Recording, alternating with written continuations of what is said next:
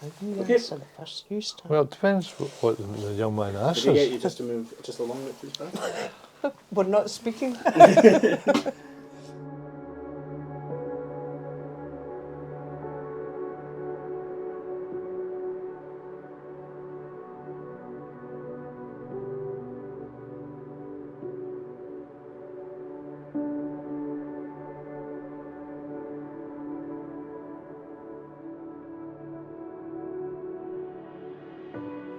Oh, that's good. We met at school. Yes, we did. And that we is, were at believe Mar it or College. not, in the 60s, in the 50s, 59. It's 59 and into And so the 60s. we met in 1964 at school. We've been married since 1975, so that's nearly 47 years. It was, well, we had a son first, and another son, Michael, who's 3 years older than Paul. And then Paul came along. At the beginning, we had support from home visiting teachers who came in and explained to us what we ought to be doing to stimulate Paul, to help him. Slowly developed, really. Took ages to sit up, to walk, but eventually we got there, and when it came school time, he actually went to the local primary school. We fought to have him in with the local people, and his brother was there.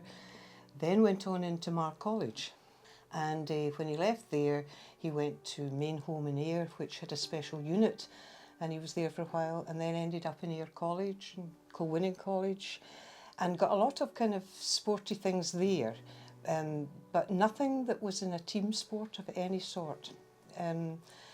And most of the people in these teams and things that he played with were all disabled. So being part of this team means that he meets and mixes with all sorts of abilities of players, and that's been the making of him. We're interested in rugby. I obviously watched rugby, but we're not really rugby. I was never really a rugby player, but I was interested in it, and Senga was interested. He played hockey, but in terms of rugby coming into Paul's life with us, really was through the health board. A lady in Ayr, but she set up a taster, if you like, for people with disability, young people with disability. It was to look for an outing for them, for some kind of outlet where they could develop different skills, physical skills, and also meet other people. So I took him along to the taster session, and it was at Ayr Rugby Club. And eventually he got into when it actually developed, it was here at Kilmarnock, and he became part of that. And that's now 12 years ago. And never looked back. It was great. Well, it was a national clan, to be honest, to begin with. There was one team really in the whole of Scotland, and the training sessions, a lot of them were here. We're very grateful to Kilmarnock for allowing us to train here and to use their facilities, and it started here. And then eventually it grew and grew, and there were people coming from Edinburgh, from the borders, from up north, from Glasgow, and it grew into a bigger national team, one national team. And then, of course, when things like COVID hit us, it wasn't possible to travel these distances to play games and to meet up and train with other people.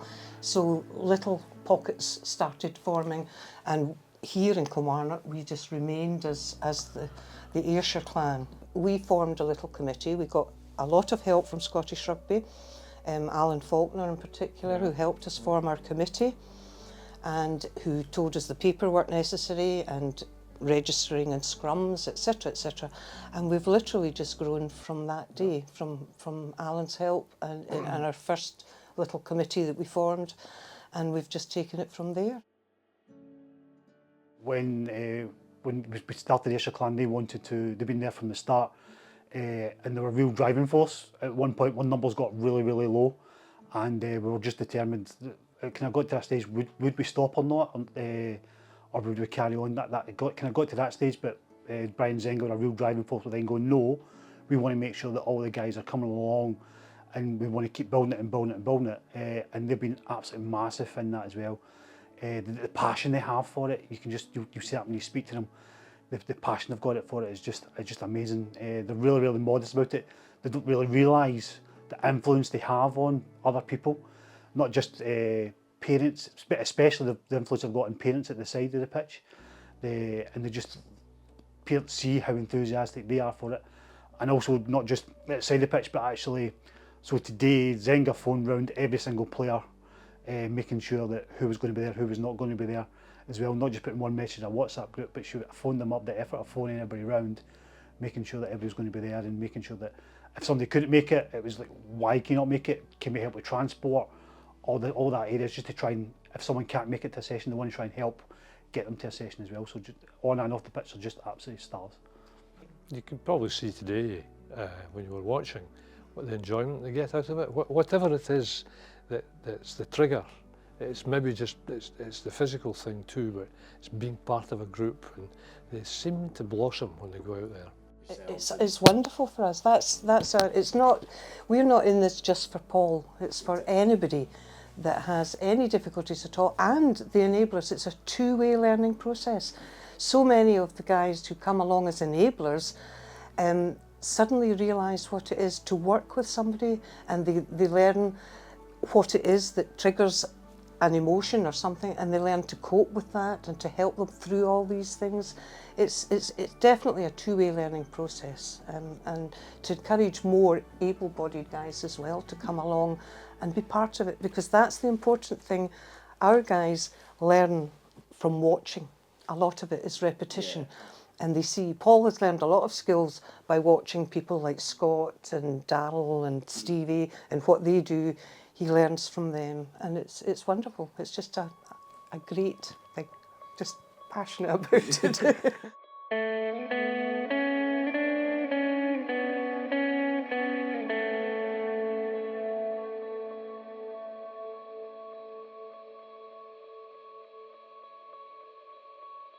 Oh yeah, no, I was over the moon. I think it's something that they deserve. As I say, they're too modest. They're like, oh, it shouldn't be. It should be the team. It should be the coaches. They're thanking everybody else instead of just realising the amazing work that they do and the influence they have over everybody within the group. And speaking to other people, when they went to the Walls night, people have come up to me and going, oh, the way they spoke and the way the passion that they show is outstanding. And sadly, they don't see that, but I'm trying to put it across them as well. They're modest people, and I want to keep influencing them and telling them how great they are as much as I can. So because they're absolutely fantastic.